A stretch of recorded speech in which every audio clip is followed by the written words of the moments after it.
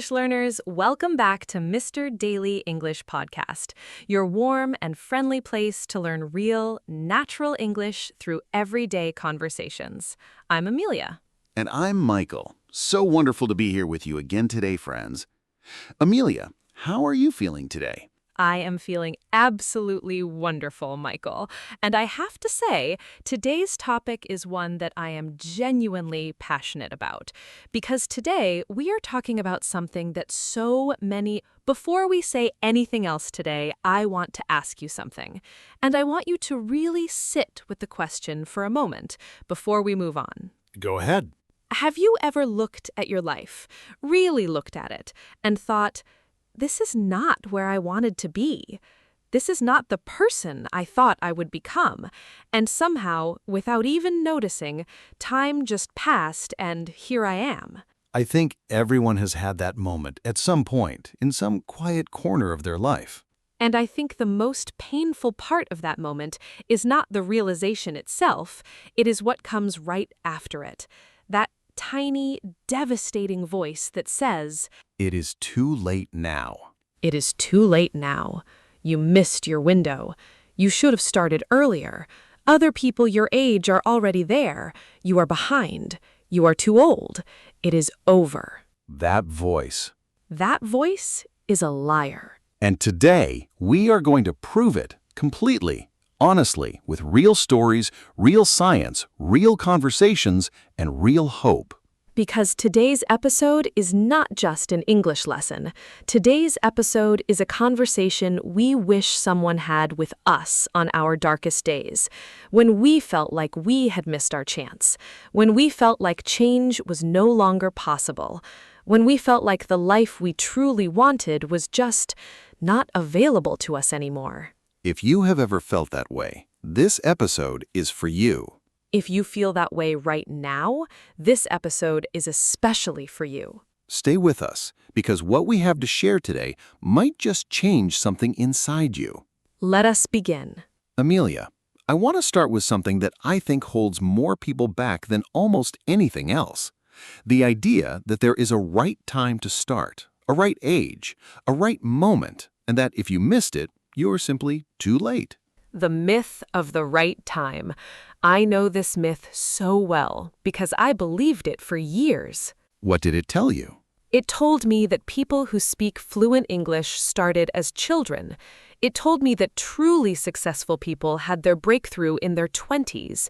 It told me that real change, meaningful, deep, lasting change, was something that happened to younger people, more energetic people, people with fewer responsibilities and more time. And so you waited? I waited. I told myself, next year will be better. Next year I will have more time. Next year things will be different. And then next year came and I said the same thing again. And what happened while you were waiting? Nothing. That's the devastating thing about waiting for the right time. While you're waiting, life keeps happening, time keeps passing, and the right time, which was always a fiction, never actually arrives. Because here's the truth that the myth of the right time does not want you to know. The right time has never existed. The right time will never exist. There is only this time, right now, this moment, and what you choose to do with it. And what you choose to do with it, starting today, determines everything about who you're going to become. Not yesterday, not 5 years ago, not when you were younger, today. Today. Michael, I want to share something with our listeners today, because sometimes the most powerful thing you can hear when you believe it is too late is the story of someone who started exactly where you are and changed everything anyway. Please, I think this is exactly what today needs. Let me tell you about someone I know. Her name is not important. What is important is her story. She was 43 years old. She had spent 20 years in a job she had never truly loved. She had always wanted to study, to go back to education, to build a completely different kind of life. But every time the thought came, she dismissed it immediately. I'm too old. I have children. I have bills. I missed my chance. And then, One day, her youngest child said something to her, something she has never forgotten. The child said, "Mom, why don't you do the thing you always talk about wanting to do?" And she realized she had been talking about it for so long that even her child knew her dream. And her child, this little person, had more belief in her than she had in herself. That's such a powerful moment. She enrolled in a course the following week. She was the oldest person in her class by almost 15 years. She felt completely out of place at first. She almost quit 3 times in the first month. What kept her going? Her child's face, and a phrase she wrote on a sticky note on her bathroom mirror. It said, "It is not too late. It's just not finished yet." I'm not finished yet. What happened to her? She graduated. She built a completely new career in a field she had always dreamed about. And she told me the years she spent waiting were the real waste, not the years she spent changing. The changing years were the best years of her life. That story is extraordinary, and I think what makes it so powerful is not that it's unusual, it's that it's not unusual at all. These stories exist everywhere, all around us. People who changed completely at 40, at 50, at 60, at 70. Because the body ages, but the capacity to grow, the capacity to learn, the capacity to become, that does not have an expiration date. It really doesn't. Amelia, I want to talk about something that I think is really important because understanding why we tell ourselves it's too late is actually the key to stopping that story. What do you mean? We don't tell ourselves it's too late because it's true. We tell ourselves it's too late because it's comfortable, because it's safe. Because if it's too late, then we don't have to try. And if we don't have to try, we can't fail. The "it's too late" story is actually a protection story. Exactly. It's not a story about time, it's a story about fear. Fear of failure, fear of judgment, fear of trying our hardest and still not being enough. And here's what makes that fear so incredibly convincing. It disguises itself as wisdom, as realism, as maturity. I'm just being practical. I'm just being honest with myself. I'm just facing the facts. But it's not facing the facts. It's running from them. The fact is, you don't know what you're capable of. The fact is, you haven't tried yet. The fact is, the only way to know if it's too late is to start and let the evidence speak for itself. And here's what the evidence almost always says. It says, I had no idea I could do this. I had no idea how much I was capable of. I had no idea that starting was the hardest part, and that everything after starting was so much more possible than I imagined. Starting is always the hardest part. Always. Always. Because starting requires you to believe in a version of yourself that does not yet exist, and that requires courage. But that courage, that single brave moment of beginning, changes everything, every single time. Michael, I want to have a really honest conversation now, and I want to ask you something personal. Have you ever genuinely felt like it was too late for you? For something important? Yes. Honestly, yes. Tell me. There was a period in my life, I was in my mid-30s, when I felt completely trapped. I had made choices that I did not fully understand at the time, career choices, life choices, and I looked around and thought, this is it. This is my life now, and it is too late to change it. What did that feel like? Heavy. It felt incredibly heavy, like wearing a coat that was too big and too warm, and you could not take it off. You just carried it everywhere. This weight of, I missed my chance, I chose wrong, and now I have to live with it. How long did you feel that way? Longer than I want to admit. Almost 2 years. I went through the motions of my life without really being present in it, because I had decided, in my own head, that the story was already over. What changed? A conversation. A really simple conversation with an old friend I had not spoken to in years. We met by chance, and he asked me, "What are you excited about right now?" And I could not answer.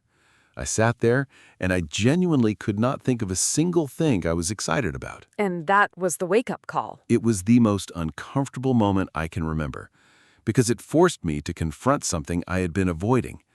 I wasn't living. I was just existing. And I had convinced myself that existing was all that was available to me now. But it was not. It was not. And the moment I admitted that, the moment I said out loud, I am not done. I am not finished. There is more. Everything started to shift. Not immediately, not dramatically, but gradually, one small choice at a time. What was the first small choice? I signed up for something small, something that scared me just enough that it felt real. And I showed up. Even though I was terrified, even though every part of me said, you were too old for this, you have left it too late, people will judge you. And Nobody cared. Nobody judged me. The world did not end. And something inside me, something I had not felt in years, quietly came back to life. what was that something? Hope. Just hope. The simple, quiet feeling that things could be different, that I was not finished, that the best chapter had not necessarily already been written. That is everything, Michael. That's absolutely everything. Now, Michael, let us talk about something really fascinating. Because for anyone who needs more than just hope, for anyone who needs evidence, the science of change is genuinely extraordinary. Please, because I think some people listening today need to hear this. For a long time, scientists believed that the human brain stopped developing in early adulthood, that after a certain age, the brain was essentially fixed, unable to form significant new connections, unable to learn at the same level, unable to truly change. And that idea, neurological determinism, fed directly into the cultural myth that people cannot change after a certain age. But that science was wrong, and we now know it was wrong, because of something called neuroplasticity, the brain's extraordinary ability to form new neural pathways, to rewire itself, to learn, to adapt, to grow at any age, throughout your entire life. So the brain you have right now, regardless of your age, is capable of learning new languages, new skills, new ways of thinking, new patterns of behavior, at a level that would have seemed impossible just a few decades ago. And here's what makes this so personally relevant to everyone listening.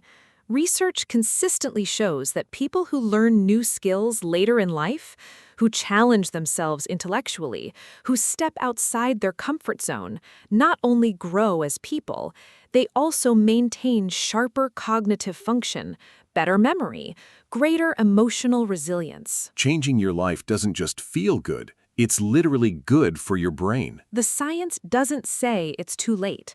The science says the capacity for change is built into you right now at this exact moment of your life, waiting to be activated. So all it needs is a decision and a first step. Amelia, let's get really practical now, because inspiration without action is just a beautiful feeling that fades.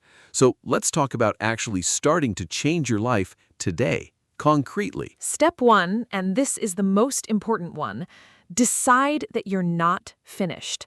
Not as a vague feeling, but as a clear, conscious, deliberate decision. Say it out loud. Write it down. I am not finished. My best chapter has not been written yet. I'm still becoming who I'm meant to be. That declaration, that simple, powerful statement, changes something in how you see yourself, and how you see yourself determines everything that follows. Step 2, identify the one thing. Not 10 things, not a complete life overhaul, just one thing. One area of your life where you want to see real change. One direction you want to move in. One dream that's been sitting quietly at the back of your mind for years, waiting. What is that one thing for you? You probably already know. It's probably already surfaced as you've been listening today. Step 3, make the smallest possible first move toward it. Not the biggest, not the most impressive, the smallest, the most manageable, the one that feels just scary enough to be real, but not so terrifying that it paralyzes you. Because the first move is not about dramatic transformation. The first move is about proof. Proof to yourself that you're someone who moves, someone who acts, someone who begins. Step 4, don't wait to feel ready, because ready never comes. Nobody has ever felt completely ready for real change. They just started anyway, and the readiness came after the starting, not before it. Start before you feel ready. That's one of the most important things anyone will ever tell you about change. Step 5, protect your beginning, because the beginning of any change is fragile, it's tender, it's vulnerable to the opinions of others, to your own self-doubt, to the inevitable difficult days when nothing seems to be working. Protect it. Keep it close. Don't share it with people who will diminish it. Find one, just one, who will encourage it, who will believe in it with you, who will be there on the days when you can't quite believe it in yourself. And step 6, celebrate every single step, not just the destination, every single step. Because every step is evidence, evidence that you're changing, evidence that you're not finished, evidence that it was not too late after all. Every step is the life you're building, not the preparation for it. Michael, just like we did in a previous episode, I want to take a moment and speak directly to someone, the person who's listening right now who genuinely believes in their bones that it's too late for them. May I? Please, this is the heart of everything today. This is for you. Dear person who thinks it's too late, I see you. I see the years you feel you've wasted, the chances you feel you missed, the version of yourself you imagined you would be by now, and the distance between that version and where you stand today. I see how heavy that distance feels. And I want to tell you something, not to comfort you, not to make you feel better in the moment, but because it's true, deeply and undeniably true. The fact that you're still here, still breathing, still thinking, still dreaming of something different means it's not too late, not even close. Because here's what too late actually looks like. Too late is not having the chance to try again. Too late is not being here to feel the weight of the distance. Too late is not sitting with this feeling and wondering, what if I started now? You're here. You're wondering. And that wondering, that restless, beautiful, dissatisfied wondering is not a sign that you failed. It's a sign that you're alive, that something in you still believes even when your mind tells you otherwise. The people who changed their lives at 40, at 50, at 60 didn't have anything you don't have. They didn't have more time. They didn't have more talent. They didn't have better circumstances. They just made one decision that you haven't made yet. They decided that their story was not over, and they were right. Your story is not over. It's not even close to over. The most important chapter, the one you'll be most proud of, the one you'll look back on and say, that was when everything changed. That chapter has not been written yet, and it's waiting for you. Right now, today. Not when things are easier, not when you feel more ready, not when the timing is better. Today. With love, Amelia and Michael, and the entire Mr. Daily English family. That was beautiful, Amelia. I think everyone who needed to hear that heard it today. I hope they did, and I hope they believe it, because every single word of it is true. Before we finish, let us collect the most powerful and natural phrases from today's episode. Phrases you can use in your own English conversations. It is not too late. A powerful, reassuring phrase telling someone there is still time and opportunity. Example, I know you feel behind, but it is not too late to start working toward what you really want. Missed your window. The feeling that an opportunity has passed and will not come again. She felt like she had missed her window, but she started anyway and everything changed. Go through the motions. To do something mechanically without real feeling or engagement. For 2 years, I just went through the motions of my life without being truly present. Wake-up call. An event or moment that makes you suddenly realize something important needs to change. That conversation was a genuine wake-up call. I realized I was not living the life I truly wanted. Come back to life. To feel alive, hopeful, and engaged again after a period of numbness or disconnection. When I finally started doing what I loved, something inside me slowly came back to life. Start before you feel ready. Beginning something important even without complete confidence or preparation. Example, the best advice I ever received was simply start before you feel ready, and it changed everything. Neuroplasticity, the brain's remarkable ability to form new connections and change throughout life. Neuroplasticity proves that the brain can grow and adapt at any age. It is never too late to learn. These phrases are powerful and beautiful. Write them down, use them, make them part of your English voice. And that is everything for today's very special episode of Mr. Daily English Podcast. Today was not just about English. Today was about something much bigger, about the courage to believe that your story is not finished, that change is still possible, that it is not too late. And we hope with everything we have that today gave you something real, something that stays with you long after this episode ends. Now, before you go, we have one request, just one. Come to the comment section right now and write one sentence. It can be anything. Tell us what you want to change. Tell us what you are going to start. Tell us that you are not finished. Because writing it down makes it real, and sharing it with this community, this warm, wonderful Mr. Daily English family, means you are no longer carrying it alone. And you should never have to carry it alone. If today's episode moved you, if it gave you even one small spark of, yes, I needed that, please give this video a like right now. That one tap helps this message reach thousands more people who need to hear it today. And please, please share this episode. Share it with someone who feels stuck, someone who feels like they have missed their chance, someone who needs to hear today more than they need to hear almost anything else, that it is not too late. Your share could change someone's entire life. We genuinely believe that. If you are not yet part of the Mr. Daily English family, hit that red subscribe button right now and turn on the bell notification, because every single week, without fail, we bring you real conversations, real English, real human moments, just like today. And next day, we have something really beautiful coming.